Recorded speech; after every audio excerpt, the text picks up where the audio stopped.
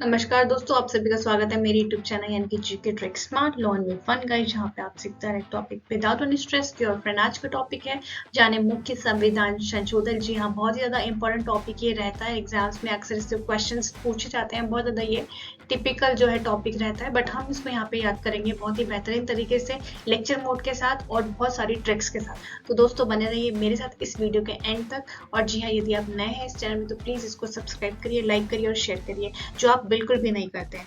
तो please it's my request कि आप प्लीज इसको शेयर करिए, लाइक करिए और कमेंट करिए। चलिए शुरू करते हैं दोस्तों। यहाँ पे आप बात कर लेते हैं फर्स्ट कॉन्स्टिट्यूशनल अमेंडमेंट, यानी कि जो प्रथम संविधान संशोधन हुआ है, ये है 1951। अब आपको 1951 कैसे याद करना है दोस्तों? देखिए, 1950 में हमारा संविधान जो था लागू हुआ था। जी हाँ, जब संविधान जब लागू हुआ है दोस्तों, तो उसके नेक्स्ट ईयर ही इसमें संशोधन शुरू हो गए। और जो सबसे पहला जो संविधान संशोधन हुआ था वो था भूमि सुधार। तो जहां भी अगर आपको आए कि प्रथम संविधान संशोधन, तो आपको भूमि, पहली चीज हम कहाँ से जुड़े हैं? भूमि से ही तो जुड़े हैं दोस्तों, है ना। यानी कि हम अपने डाउन टू अर्थ रहते हैं। तो इसीलिए जो पहला संविधान संशोधन है, आप इसको इस तरीके से याद कर सकते हैं। जो पहला संविधान संशोधन हुआ था वो भूमि सुधार से था। आई होप आपको दोस्तों ये याद हो गया होगा। चलिए आगे बढ़ते हैं दोस्तों। अगला इंपॉर्टेंट संविधान संशोधन है 21वां संविधान संशोधन। दोस्तों इसके अंतर्गत क्या किया गया? सिंधी भाषा जो है उसको 8वीं अनुसूची में 15वीं भाषा के रूप में शामिल किया गया। देखिए, आप इसको ऐसे याद कर सकते हैं, 21 में हम एक जो है उसको सीधा बनाते हैं, तो सीधा से आप सिंधी भाषा को याद कर सकते हैं दोस्तों। और यहाँ पे जो 8वीं अनुसूची है, आप इसको ध्यान में रखिए कि यहाँ पे जो 22 भाषा है उसको संवैधानिक दर्जा दिया गया है। यदि आपको ये 22 भाषा याद करनी है दोस्तों, तो आप मेरे चैनल में जाइए, वहाँ पे मैंने इस पे वीडियो बना रखी है, जिसकी मदद से आपको ये 22 भाषाएं याद हो जाएंगी। नेक्स्ट है यहाँ 22वां संविधान संशोधन। इसके अंतर्गत क्या हुआ दोस्तों? असम में से अलग स्वायत्त राज्य मेघालय का निर्माण किया गया। इसको आप कैसे याद कर सकते हैं? देखिए, 22 या 22 से बारिश आप याद कर सकते हैं, 22 बारिश, इस तरीके से। तो मेघ से ही बारिश होती है, तो आप ऐसे याद कर सकते हैं कि 22वां जो संविधान संशोधन है उसके द्वारा राज्य मेघालय को किससे किससे अलग किया गया? असम से। अब आसमान में तो मेघ होते हैं ना, तो आप इसको इस तरीके से याद कर सकते हैं। आई होप दोस्तों आपको छोटी छोटी ट्रिक याद करने में मदद हो रही होगी। चलिए आगे बढ़ते हैं।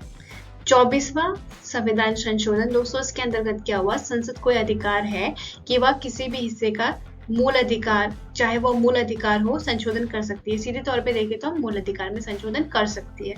साथ ही साथ राष्ट्रपति द्वारा संवैधानिक संशोधन विधेयक को मंजूरी दी जाना जरूरी है। यानी कि संविधान में अगर संशोधन होता है या संविधान संशोधन के रेफरेंस पे यदि विधेयक आता है, तो उसको मंजूरी दी जानी जरूरी है।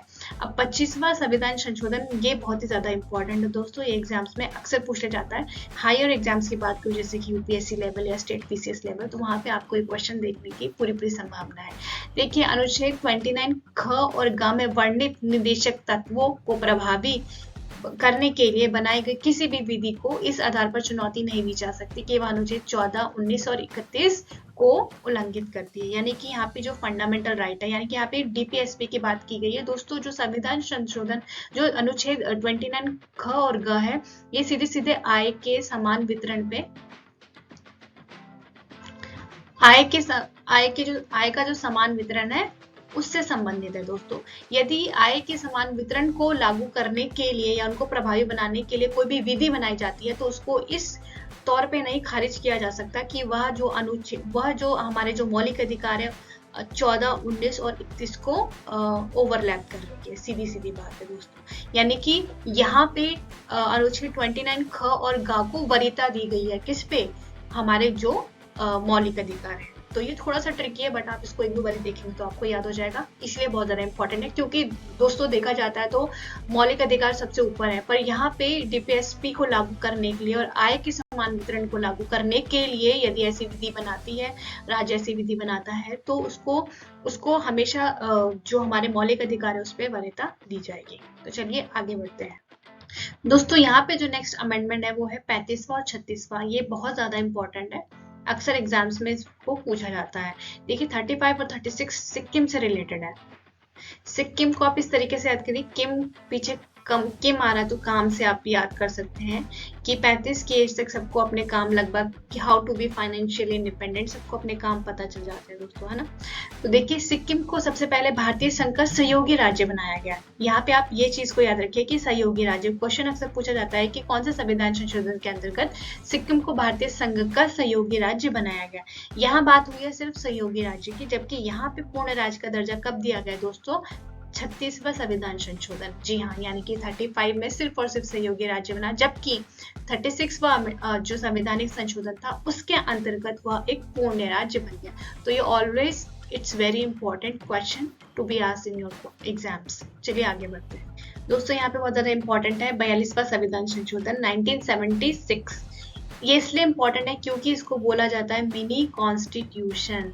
जी हाँ, इम्पोर्टेंट इसलिए क्योंकि इसको क्या बोलते हैं, लघु संविधान संशोधन। अक्सर एग्जाम्स में पूछ लिया जाता है कि मिनी कॉन्स्टिट्यूशन निम्नलिखित में से कौन सा अधिनियम है, कौन सा संशोधन है, तो आपको याद रखना है 42वां। जी हाँ, यानी कि 2-4 जो कॉन्स्टिट्यूशन है, जब बोलते हैं ना 2-4 लोग हैं, 2-4 बातें, इसी तरीके से 2-4 आपको 24 नहीं करना है, उल्टा करना है, 2 और 4, ये जस्ट आपको याद करवाने के लिए, ये बहुत इंपॉर्टेंट है। 1976 में हुआ है दोस्तों। आइए जानते हैं इसमें क्या क्या प्रावधान किए गए। ठीक है, तो सबसे पहला है समाजवादी, धर्मनिरपेक्ष और अखंडता, ये 3 शब्द जोड़े गए। This is very important and always been asked in many exams, और बहुत सारे एग्जाम्स इसको पूछा गया है कि निम्नलिखित में से कौन ऐसे शब्द हैं जो 42वें संविधान संशोधन द्वारा जोड़े गए हैं। तो आपको याद रखना है समाजवादी, धर्मनिरपेक्ष, अखंडता। आप इसको इस तरीके से याद कर सकते हैं कि समाज होगा तो उसमें क्या होंगे, धर्म होंगे, और धर्म होंगे तो अखंडता होगी। आप इस तरीके से याद कर सकते हैं, या SDA जैसा भी आप इसको याद कर सकते हैं। SDA जैसे आप SDM बनते हैं ना, तो M की जगह A लगा दीजिए। अधिकारी, SD अधिकारी या SDM अधिकारी। ठीक है, तो समाजवादी पहले, फिर धर्मनिरपेक्ष, फिर अखंडता। ठीक है, नागरिकों द्वारा मूल कर्तव्यों को जोड़ा गया। अब यहाँ पे बात होती है मूल कर्तव्य, यानी कि फंडामेंटल ड्यूटीज की यहाँ पे बात हुई है, उसको 4A में जोड़ा गया। ये भी बहुत इंपॉर्टेंट है। राष्ट्रपति को कैबिनेट की सलाह के लिए बाध्यता है, यानी कि जो अब राष्ट्रपति है वो क्या होगा, कैबिनेट की सलाह को मानने के लिए बाध्य होगा दोस्तों। प्रशासनिक अधिकरणों की यहाँ पे व्यवस्था की गई इसी प्रावधान द्वारा। साथ ही साथ संविधान संशोधन को न्यायिक जांच से बाहर किया गया। जी हाँ, देखा जाता था कि जितने भी संविधान संशोधन आते थे वो सीधे सीधे न्यायिक प्रक्रिया के अंतर्गत आ जाते थे, या उनको न्यायिक प्रक्रिया के अंतर्गत ला दिया जाता था, जो एक पॉलिटिकल क्राइटेरिया होता है या पॉलिटिकल एस्पेक्ट्स होता है। तो उसकी वजह से क्या होता था, संविधान संशोधन होते थे और उसमें कुछ ना कुछ जो थे वाद विवाद चलने जाते थे, तो उसको संविधान संशोधन को इस जांच प्रक्रिया से बाहर लाया गया। साथ ही साथ जब जांच प्रक्रिया से बाहर लाया गया तो कहीं ना कहीं उच्चतम न्यायालय और जो उच्च न्यायालय की शक्तियां क्षीण हो गई, यानी कि कम हो गई। तो आपको इस तरीके से एक स्टोरी के माध्यम से याद करना है। ये है 42वां संविधान संशोधन। आगे देखते हैं इसमें क्या दोस्तों। आगे देखते हैं 42वां संविधान संशोधन, उसके अंतर्गत ये 1976 है दोस्तों, उसको याद रखिएगा। देखिए इसमें क्या हो, निर्देशित तत्वों के क्रियान्वयन हेतु बनाई गई विधियों को न्यायालय द्वारा इस आधार पर अवैध घोषित नहीं किया जा सकता कि कुछ मूल अधिकारों का उल्लंघन है। जी हाँ, यानी कि अगर कोई राज्य निर्देशित तत्वों को क्रियान्वित करें और उसको आप ये चीज बोल के न्यायालय में चैलेंज कर दे कि भाई इससे तो हमारे कुछ मूल अधिकारों का उल्लंघन हो रहा है, तो ये गलत होगा। यदि सारे की बात होती तब थोड़ा सोचने वाली बात होती, बट यहाँ पे कुछ की बात है ना, तो इसीलिए मूल अधिकारों का उल्लंघन हो रहा है, इसके आधार पे इसको अवैध घोषित नहीं किया जा सकता। अब इसको और अच्छे समझते हैं सेकंड वाले पॉइंट से। 3 निर्देशक तत्व जो है वो जोड़े गए, यानी कि समान न्याय और निःशुल्क विधिक सहायता, उद्योगों के प्रबंधन में कामगारों को भाग लेना, पर्यावरण संरक्षण तथा संवर्धन और वन्य तथा वन्य जीवों की रक्षा करना। सामान्य न्याय और जो निधिक शुल्क है ये है 39A। उद्योगों के प्रबंधन में कामगारों का भाग लेना ये है 43A, और लास्ट वन इज 48A। ये तीनों बहुत इंपॉर्टेंट है, तो आप इसको याद रखिएगा। भारत के किसी एक भाग में राष्ट्रीय आपदा की घोषणा, यानी कि यहाँ पे एक भाग जोड़ा गया, यानी कि किसी एक भाग में अब क्या हो सकता है, राष्ट्रीय आपदा की घोषणा हो सकती है, और सैन्य बल भेजे जा सकते हैं यदि सरकार को लगे कि केंद्र को लगे कि कहीं पे कानून व्यवस्था बनाने के लिए हमको सैन्य बल भेजना है, तो वो भेज सकता है। तो दोस्तों आगे बढ़ते हैं, और यहाँ पे हम आ जाते हैं 44वां संविधान संशोधन 1978। 1976 इज 42वां संविधान संशोधन दोस्तों। और यहाँ पे बात कर लेते हैं 44वां संविधान संशोधन। जी हाँ, जो 42वां जो संविधान संशोधन था उसके कुछ मामलों को रद्द करने के संदर्भ में जनता सरकार द्वारा प्रभावी, यानी कि जो 42 में कुछ कुछ ऐसे संविधान संशोधन थे जिनका थोड़ा सा यहाँ पे उनको कॉन्ट्रडिक्ट करने के लिए कुछ और संविधान संशोधन यहाँ पे जनता पार्टी द्वारा लाए गए। आइए चलिए उनको देखते हैं। लोकसभा एवं राज्य विधानमंडलों के कार्यकाल को पूर्ववत रखा गया। इसके बीच देखा गया था कि उनको 6 साल कर दिया गया था दोस्तों, तो अगेन उसको फिर चेंज करके 5 वर्ष ही रखा गया। कैबिनेट की सलाह को पूर्ण विचार के लिए एक बार भेजने की राष्ट्रपति की शक्ति परंतु पूर्ण विचार के पश्चात यह बाध्यकारी होगा। इससे पहले था बाध्यकारी। देखिए यहाँ पे क्या होता था कि जब भी उसको भेजा जाता था तो वो उसको वो कर देते थे, यानी कि एक्सेप्ट कर लेते थे या उसको वापस भेज देते थे। बट यहाँ पे क्या हुआ, सिर्फ एक बार ही उसको आप पूर्ण विचार के लिए वापस भेज सकते हैं और उसके बाद आपको वो मानना पड़ेगा। यानी कि यहाँ पे आपसे रेफरेंस है राष्ट्रपति को सिर्फ एक बार ये प्रावधान है कि वो सिर्फ एक ही बार उसको पुनः विचार के लिए भेज सकते हैं, अदरवाइज उनको वो क्या करना होगा, आगे उसको अप्रूव करना ही होगा। उच्चतम न्यायालय और उच्च न्यायालय को कुछ शक्तियों को फिर से प्रदान किया गया। इससे पहले हमने देखा था कि उनकी शक्तियों को कम कर दिया गया था, लेकिन यहाँ अगेन उसको बढ़ा दिया गया। ये बहुत ही ज्यादा इंपॉर्टेंट है फ्रेंड्स। राष्ट्रीय आपात के संदर्भ में आंतरिक अशांति शब्द, जी हाँ, आंतरिक अशांति शब्द को सशस्त्र विद्रोह कर दिया गया। यानी कि जो आंतरिक अशांति है उसको अब से सशस्त्र विद्रोह कहा जाएगा, ना कि आत्मिक अशांति। तो आंतरिक अशांति शब्द को हटा दिया गया। यहाँ पे 24 वाली संविधान संशोधन 44वां जो संशोधन था उसके द्वारा इसको हटा दिया गया। चलिए आगे बढ़ते हैं। तो यहाँ पे दोस्तों हम देखते हैं कि राष्ट्रपति के लिए यह व्यवस्था बनाई गई कि वह केवल कैबिनेट की लिखित सेवा पर ही आपातकाल घोषित कर सकता है। इससे पहले क्या होता था, वर्बली बोल दिया जाता था और राष्ट्रपति जो है आपातकाल की घोषणा कर देते थे दोस्तों। लेकिन यहाँ पे एक चीज ऐड की गई कि केवल कैबिनेट की सलाह पर और वो भी लिखित सिफारिश पर आपातकाल जो है घोषित किया जाएगा। सेकेंड है मूल अधिकारों की सूची से संपत्ति, अगेन इट्स वेरी इंपॉर्टेंट, संपत्ति का अधिकार समाप्त कर दिया गया। इसमें केवल विधिक अधिकार, इसको केवल विधिक अधिकार ही बनाया गया। इससे पहले क्या होता था, यह एक मौलिक अधिकार था, अब इसको हटा के क्या कर दिया गया, सिर्फ विधिक अधिकार ही बना दिया गया। तो ये काफी सारे एग्जाम्स में पूछा जाता है, आप इसको तो याद ही कर लिए। और ये भी बहुत इंपॉर्टेंट है, कहीं ना कहीं 42 और जो 44 अमेंडमेंट है ये बहुत इंपॉर्टेंट है दोस्तों। यहाँ पे 20 और 21 के द्वारा प्रदत्त मूल अधिकारों को राष्ट्रीय आपातकाल में निलंबित नहीं किया जा सकता। यूजुअली होता है, बोलते हैं कि जब आपातकाल लगता है, जब यानी कि इमरजेंसी जब लगती है तो हमारे जो फंडामेंटल राइट है वो निलंबित कर दिए जाते हैं। बट ऐसा 20 और 21 के रेफरेंस पे नहीं है, यानी कि जीवन जीने का अधिकार, ये दोनों उसी से रिलेटेड है ना। तो ये नहीं निलंबित होंगे, ये आपके पास ही रहेंगे, ठीक है। तो इनको निलंबित नहीं किया जा सकता। 52वां संविधान संशोधन 1985 दोस्तों, ये बहुत ज्यादा इंपॉर्टेंट है, काफी बार इससे क्वेश्चन देखने के लिए मिलते हैं। कि दल बदल विरोधी अधिनियम के रूप से भी जाना जाता है। इसके तहत क्या हुआ, संसद एवं राज्य विधानमंडलों के सदस्य जो है दल बदल के मामले में, मतलब अगर वो अपना दल बदलते हैं तो कब वो उनकी सदस्यता चली जाती है या उनको सदस्यता उनकी ले ली जाती है, इस पे ये पूरा अधिनियम जो है वो आधारित है दोस्तों। और इसके ही रेफरेंस पे जो यहाँ पे 10वीं अनुसूची है उसको भी ऐड किया गया। जी हाँ, 10 जो शेड्यूल है उसको भी ऐड किया गया। अब देखिए मैं थोड़ी सी हेल्प करती हूँ आपकी, 5-10 है ना। तो 10वीं अनुसूची जो 5 और 2 यानी कि 52वां संविधान संशोधन के अंतर्गत है, जो कि सीधे सीधे दल बदल, तो दल बदल यानी कि दल से 10 हो रहा है तो आप इससे भी कनेक्ट कर सकते हैं। ये बहुत ही ज्यादा इंपॉर्टेंट है। अगेन 61 जो संविधान संशोधन है ये भी बहुत ज्यादा इंपॉर्टेंट है। क्यों? क्योंकि इससे जो मतदान की जो उम्र थी वो 21 से घटाकर 18 कर दी गई। यानी कि पहले 21 साल की उम्र में कोई वोट कर सकता था लोकसभा विधानसभा के लिए, अब वो 18 साल की उम्र में क्या कर सकता है, मतदान कर सकता है दोस्तों। ये हुई हमारी 61, यानी कि 6 और 1 ये हो गया 7, या आप 8 में से 1 घटा देंगे तो ये भी हो जाएगा 7। आप कुछ इस तरीके से राइम करके याद कर सकते हैं, है ना। तो चलिए आगे बढ़ते हैं। 69वां संविधान संशोधन, केंद्र शासित राज्य दिल्ली को विशेष दर्जा, ये भी इंपॉर्टेंट है। इसके तहत क्या हुआ, जो दिल्ली थी उसको विशेष राज्य का और राष्ट्रीय राजधानी का दर्जा दिया गया। ये हुआ 69, मतलब आप 6 और 9 इन दोनों को उल्टा कर देंगे, ऐसे और ऐसे। तो ये क्या हो जाएगा, दिल्ली राष्ट्रीय राजधानी क्षेत्र इसके द्वारा बनाया गया। चलिए आगे बढ़ है, ये बहुत इंपॉर्टेंट है फ्रेंड्स, ये अक्सर आपने एग्जाम्स में भी देखा होगा, इससे क्वेश्चंस पूछ ले जाता है।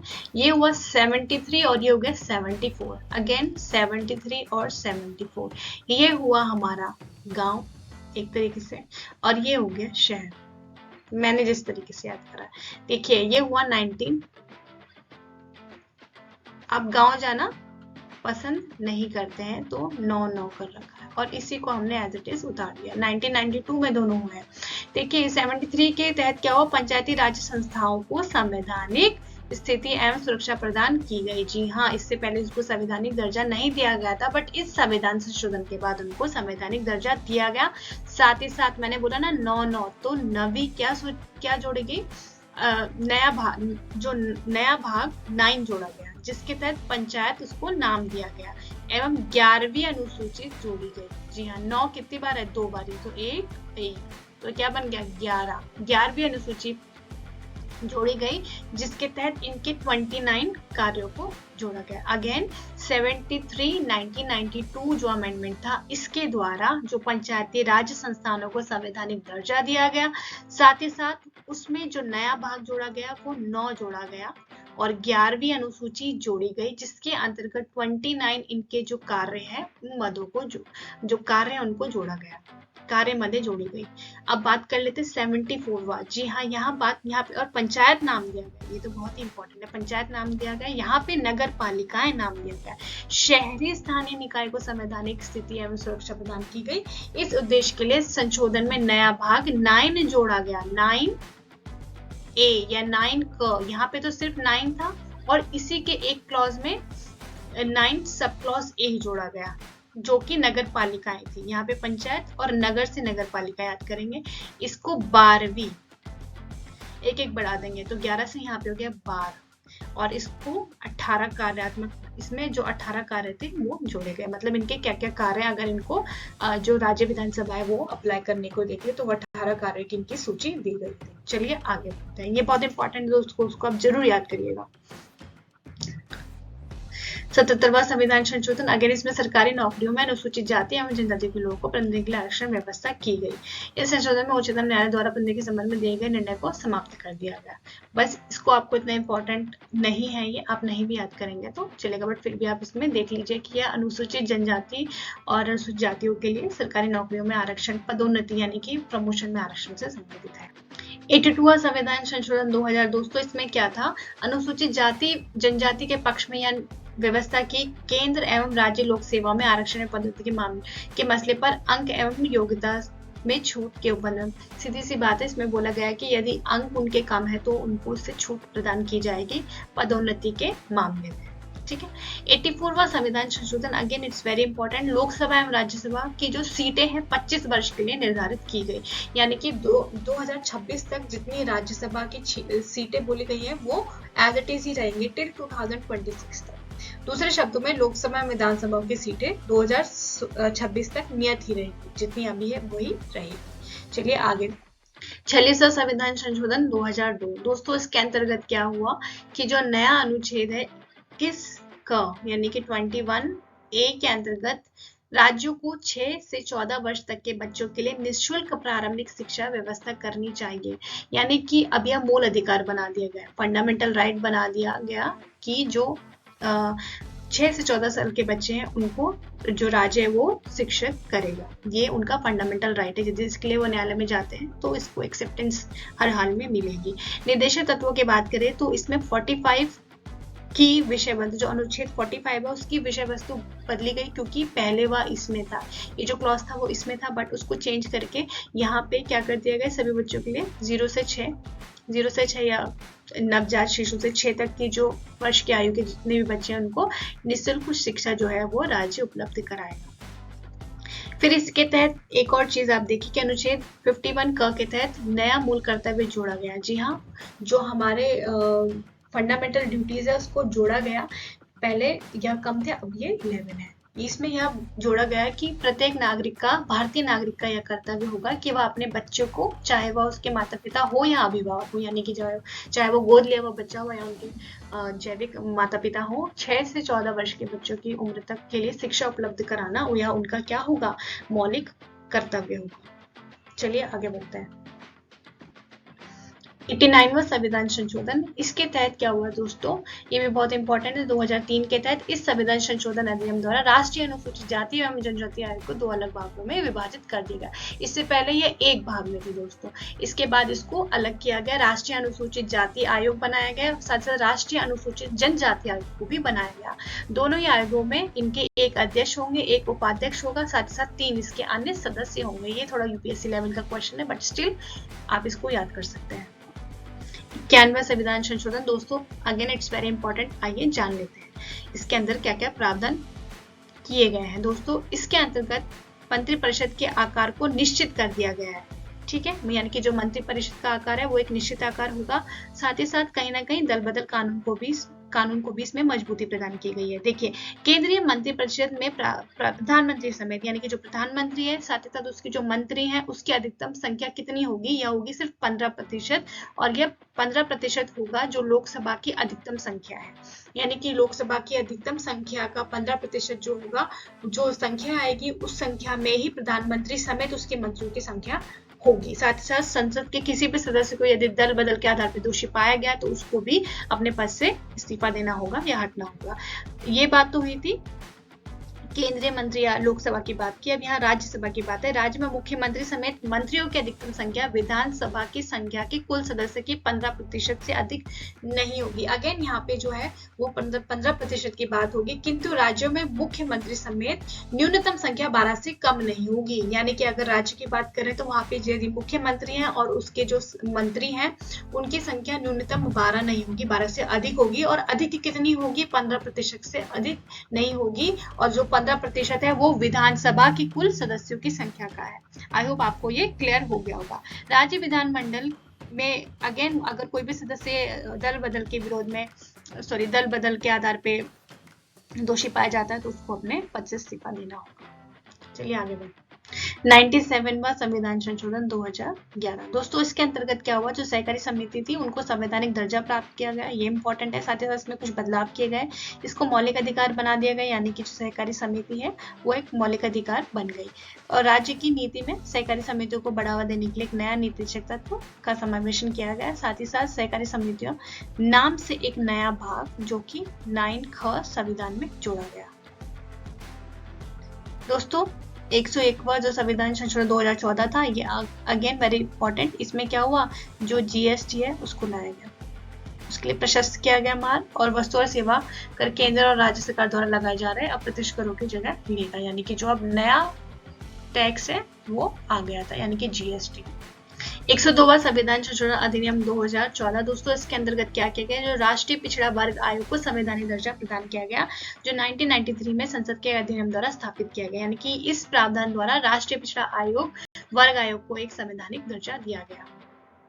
दोस्तों लास्ट बट नॉट लीस्ट 104वां जो संविधान संशोधन 2019 था, इसके अंतर्गत क्या किया गया, जो SC/ST थे उनका जो आरक्षण है उसको 2030 यानी 10 वर्षों के लिए बढ़ाने का प्रयास किया गया।